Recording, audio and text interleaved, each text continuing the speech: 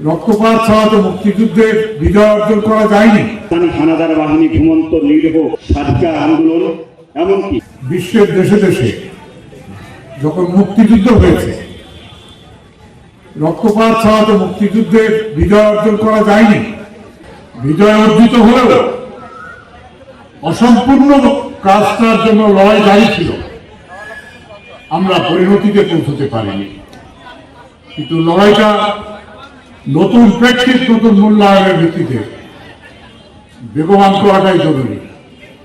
একদিকে স্বাধীনতাকে রক্ষা করা, স্বাধীনতা বিরোধী শক্তিকে প্রতিরোধ করা, রাজনৈতিকভাবে নির্মূল করা এবং জনগণের যে আকাঙ্ক্ষা, যার জন্য তারা প্রাণ দিয়েছে, সেই আকাঙ্ক্ষা বাস্তবায়নের উপযোগী রাজনীতি করা। তার মানে প্রথম স্বাধীনতাকে অস্বীকার করা, আড়াল করা, বিতর্কিত করা এবং সেই স্বাধীনতা যে লক্ষ প্রাণের বিনিময়ে অর্জিত হয়েছে সেটাকেও অস্বীকার করা। ঢাকা সারা দেশে